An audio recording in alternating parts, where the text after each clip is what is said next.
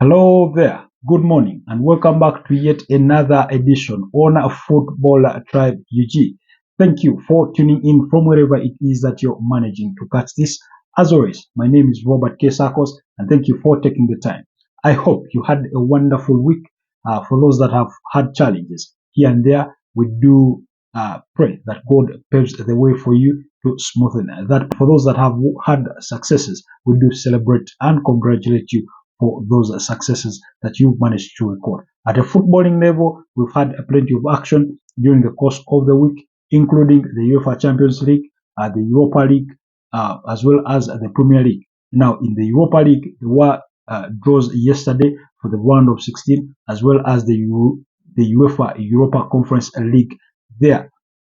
So it's been quite an action-packed week in which we did see Liverpool kick off match day 26 of the Premier League when they beat up against Luton by 4-1. Ogbeni on target there for Luton, while at Liverpool's end we had Virgil van Dijk, Luis Diaz, Cody Gakpo, as well as Harvey Elliott pulling the strings there for the Reds as they maintained their grip on the summit of the Premier League table. They will be pretty delighted for that result because this weekend they won't be playing any football, just as well as Chelsea and Tottenham. Now the duo in Liverpool and Chelsea won't be playing in the Premier League, but they will meet on Sunday for the Carabao Cup final there at Wembley Stadium. That we'll discuss perhaps much later on our live broadcast on Facebook for a deeper dive into that fixture of the Carabao Cup final. But for now, our focus will stay in the Premier League as we continue with match day 26. This weekend, we'll have no early kickoff, and as the case has always been, but all games will kick off at 6 p.m. That is East African time, when Aston Villa host Nottingham Forest at 6 p.m. and still at 6 p.m. Brighton and Hove Albion will be at the Amex Stadium while they will host Everton. Crystal Palace will be at home at Selhurst Park to host Burnley. Remember, Crystal Palace come into this game with a new manager following the stepping down of Roy Hodgson, 76-year-old England manager, due to health reasons, among other things. And now it is the former entrenched Frankfurt manager, the 2022 Europa League winner in Olivier Glasner there to guide the Eagles into this fixture against Vincent Kompany's side. And then Manchester United will be at home at Old Trafford against Fulham, while Manchester City will travel to the Vitality Stadium to play Bournemouth, while Newcastle, that is late on at 11 p.m., will be traveling to the Emirates Stadium, while they will play Arsenal. The Manchester City game is at 8:30 p.m. East African time. And then, of course, action will continue on Sunday when Wolves do host Sheffield United. That is at 4:30 p.m., while on Monday night, for Monday Night Football, we'll have West Ham United host Brentford. That is the team of Thomas Frank. So, but for now, for the in-depth analysis for the fixtures coming your weekend, we'll be focusing on the game between Manchester United and Fulham, as well as Bournemouth against Manchester City and Arsenal when they do host Newcastle. So that's those are the key games we'll be focusing our attentions on going into this match day 26 of the Premier League. Yes, so to kick things off at Old Trafford, in that game, of course, everything is now official that Sir Jim Ratcliffe, he has bought a 25% stake in Manchester United. The FA did give their final approval, and everything is now official.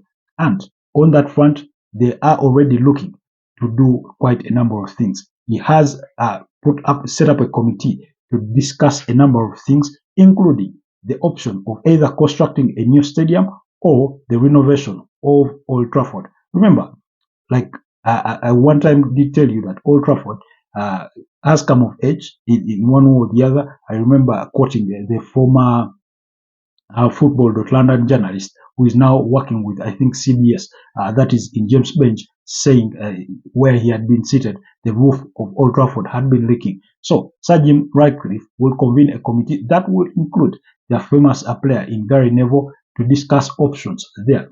Of course, they do cite that renovations for the stadium would cost them about £800 million, while constructing a new stadium could go to as high as £2 billion. So those options are going to be discussed, but they've also expressed their intent to sign a striker in the summer, among other things, as Sir Jim Ratcliffe takes control over footballing matters at Old Trafford. He's already trying to set up his backroom staff, including learning a former Manchester City CEO, as well as I think the lead scout from Brighton and Hove Albion, among other people that he is trying to convene in that Manchester United setup. But going back to the fixtures, United come into this game on the back of a 2-1 victory over Luton Town, while Fulham are also not in very decent form as compared to the Red Devils. The Red Devils are unbeaten in 2024. Out of 5 games, they've won 4 and drawn 1. That was a 2-2 draw against Spurs. During that course of run, they've beaten up against teams like Wolverhampton Wanderers by 4-3. They did beat up against West Ham United by 3-0, beat up against Aston Villa by 2-1, as well as beating up against Luton Town by 2-1. On the other hand, Fulham have not really had a decent run of form. They've won 1 of their last 5 games, drawn 2. That was against Burnley and against Everton, and as well as losing 2 of those games, one being a 1-0 defeat against Chelsea, while the other against Aston Villa. Yes, they've only won once in the last 5. That was a 3-1 victory over Bournemouth, who play Manchester City this weekend. When you look at head-to-head in the last 5 fixtures, United have beaten up against Fulham in 4 of the last 5 encounters and only drawing the other in a 1-1 draw.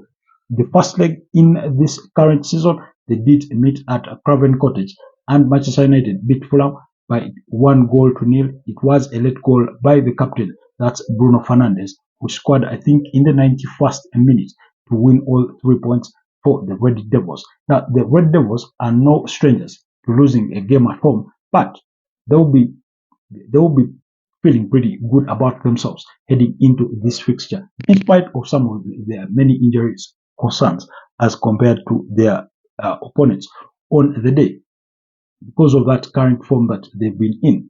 Yes, like I did mention, they do come into this game with quite a number of injury concerns, including their star striker, their on-form striker in Rasmus Højlund, who, by the way, has scored 7 goals in the last 6 games, scoring in 6 consecutive matches. That is Rasmus Højlund. He has sustained a muscle injury that will keep him out of action for about a period of 2 to 3 weeks, according to the Manchester United's medical team. Of course, they won't be without the services of Luke Shaw, who they say could be out for months, as well as the defender in Lisandro Martinez will be absent for this one. Mason Mount will be absent. Anthony Martial is absent. Tyler Malacia is absent. Won't be available for this particular fixture. So those are some of the key injuries that will that Manchester United will have to contend with coming into this fixture. And yet, on the other hand, Fulham only have 2 injuries that they will have to worry about. One of them being Willian Bogus Silva, while the other is Raul Jimenez, the former Wolves striker there. That's at Fulham. Both sides, I do think, do have the weaponry to hurt another and give Manchester United, like we did say at home, they haven't been quite very decent at home. But you do think, in the absence of Rasmus Højlund, Marcus Rashford perhaps could rise up to the occasion and pull the strings for this Manchester United side at the forefront. We do expect Alejandro Garnacho to step up his game, as well as captain Bruno Fernandes in that side. Casemiro did survive getting a red card in their 2-1 victory against Luton Town, but we expect that he can pull off a game at Old Trafford, as well as Scott McTominay. By the way, Scott McTominay, as well as Rasmus Højlund, and Manchester United's Premier League top scorers, both on account of 7 goals apiece. So that kind of shape. In defense, of course, in the absence of Luke Shaw, we do expect that the likes of Diego Dalot can fill that void. Of course, Rafael Varane is available. Victor Lindelof, Harry Maguire, as well as John Evans, they are available for selection to compete for slots in there, as well as goalkeeper Andre Onana, who hasn't been so bad lately, apart from that goal that he did concede against Luton Town, being scored by Carlton Morris. There, it was a weird one, but it was against Onana. So perhaps United fans will understand. So Fulham do come in this game when they're seated 12th on the table, while Manchester United were chasing a top 4 finish, 6th on the table with about, I think, 44 points there. So they're chasing a Tottenham Hotspur who are not in action this weekend, as well as an Aston Villa who sit 4th on the table with 49 points. Tottenham have 47 points on that Premier League table tally. So that's the kind of picture that both sides come into this game. On the side of Fulham, you do expect the players like Paulinho in that midfield, Alex Iwobi. They do have a Rodrigo Muniz who has been on form in their recent games. So he's really been scoring the goals there.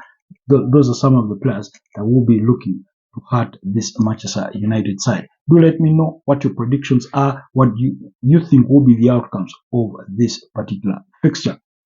Moving forward, in the other fixture, that is at 8:30 p.m. East African time, Manchester City do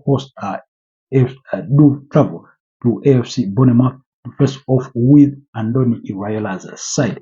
The Spaniard manager there does like to play fancy football, but I do think it will be a mistake when you're facing a team like Manchester City, who are better at this particular game. Bournemouth do come into this game with a not so good form. They're not so good form. They've suffered 2 losses in their last 5 fixtures. They've suffered, yes, 2 losses in their last 5 fixtures, including a 3-1 loss to Fulham and a 4-0 loss to Liverpool. They've had a couple of draws 3 draws there. That's against Newcastle, against Nottingham Forest, as well as West Ham United. So yes, they are unbeaten, but I think asking for them a victory against Manchester City side won't be a big ask, especially bearing in mind that Manchester City has beaten them in all their 5 recent meetings in the Premier League. And during that spell, they have scored 19 goals and only conceded 4 in this Bournemouth fixture. So you can sort of tell the kind of fixture it is. In the first leg, Manchester City did beat Bournemouth by 6 goals to 1. It may not be a 6-goal scoring game, but we do expect Manchester City to pull off this one and sort of close that gap with their title rivals in Liverpool, because we do come in this game with Manchester City are second on the table, 4 points behind Man City, who are at 56 points. So, and bearing in mind that Arsenal will be playing later against Newcastle, they will want to create that 4-point gap between them and Arsenal, who have 55 points currently in 3rd place. So, Manchester City do have all the tools. Of course, they only have 2 injury concerns as of latest reports. That's Jack Grealish as well as Joshko Vardiol, who are a doubt for this particular fixture. While at the other side of Bournemouth, they will be without the likes of James Hill, Max Aarons, Ray Fredericks, as well as Tyler Adams, are doubtful for this particular fixture. So that clearly paints for you the kind of game that we're going to have. Manchester City do have the current Premier League top scorer, that's Braut Erling Haaland, with a tally of 17 goals. They do have a Julian Alvarez who has scored 8 goals and made 7 assists. That is a 15-goal involvement overall. They do have a Phil Foden who has 7 assists to his tally. They do have a Phil Foden.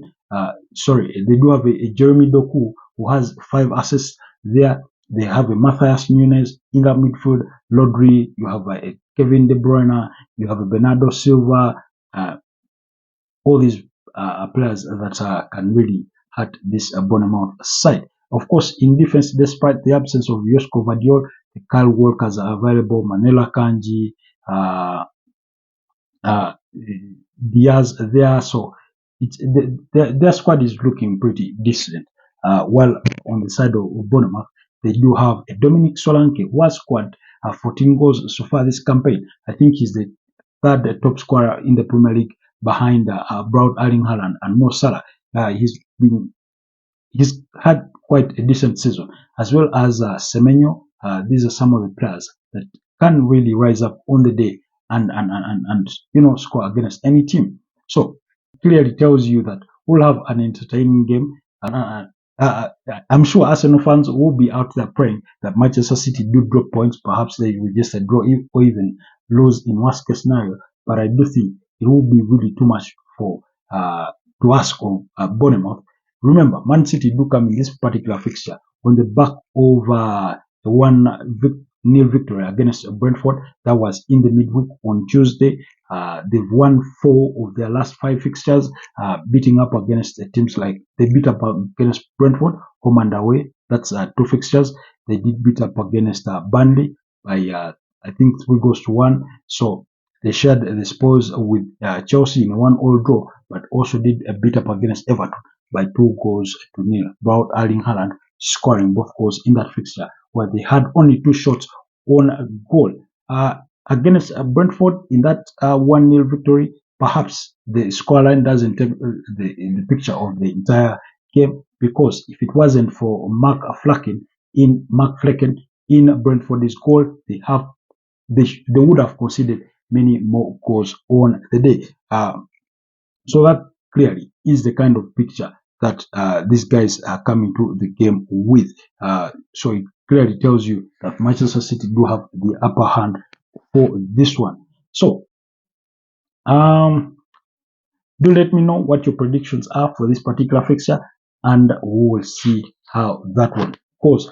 Moving forward, like I did say, Arsenal will host Newcastle in the other fixture of Saturday, March day 26 at 11 p.m. That's East African time. Arsenal do come into this fixture on the back of a 1-0 defeat against FC Porto at the knockout stages of the UEFA Champions League. But as far as the Premier League goes, they are still unbeaten in the year 2024. They have played 5 games, won all 5, scoring 21 goals and conceded just 2, including two 5-0 victories against Crystal Palace and Burnley, while they did put 6 past West Ham, won 3-1 against Liverpool and 2-1 against Nottingham Forest. So that's the kind of form they are in coming into this fixture. On the other side, Newcastle do come in this fixture when they have won only 2 of their last 5 games, drawn 2 and lost 1. The loss came against at the hands of Manchester City in that 3-2 loss, while their victories have come against teams like Nottingham Forest, who they did beat by 3 goals to 2, as well as beating up against Aston Villa by 3 goals to 1. Now, both those fixtures were away from home, so that clearly tells you that they've had a good run away from home in recent times. Their draws came against Bournemouth, I think in a 2-2 draw, and the other being against Luton Town in a 4-4 draw. That was an 8-goal thriller. So that's the kind of form they do come into this game.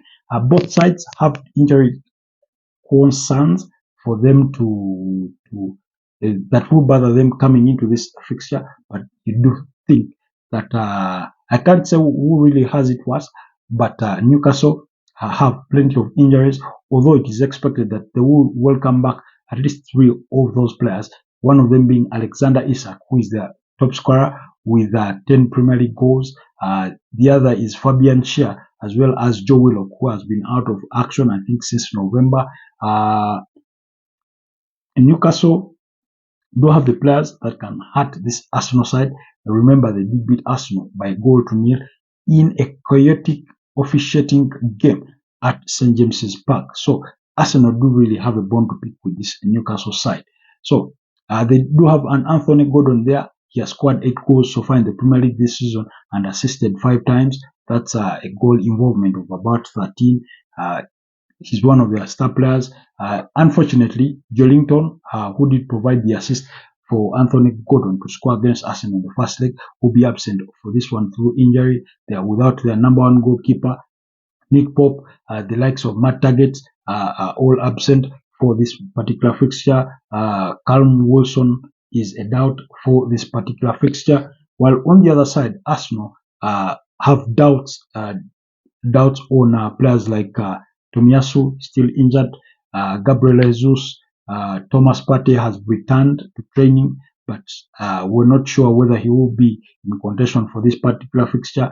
Mikel Arteta did say that he will have to speak to the team doctors and they see how he trains. That was yesterday during the pre-match press conference.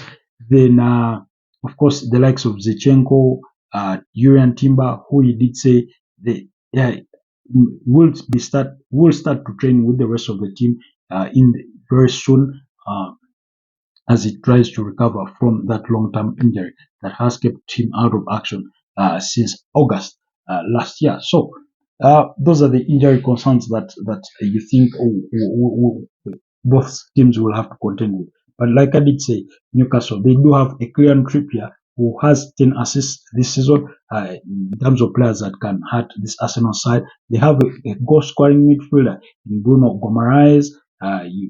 Very, very interesting player there. Of course, they won't be without Lisandro Tonali. This one is having a ban for breaching betting rules. Then they have a Sean Longstaff, they have a Matthew Longstaff.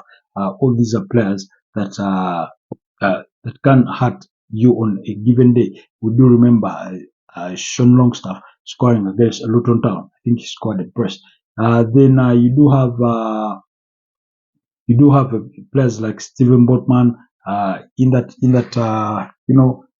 defense. You have a Matthew Dubravka in their goal. So despite the injuries that they do have to contend with, of course, like I did say, Alexander Isak could be available for selection. He's a very interesting player. If it wasn't for the injuries that have troubled him, I think he will be one of the top scorers of the Premier League. He still has, 10 goals to his name already. On the side of Arsenal, they will look to rely on the likes of Bukayo Saka, who has scored 12 goals so far this season and provided 7 assists. That's a goal involvement of 19 in total. They do have Martin Odegaard, who has 6 assists so far.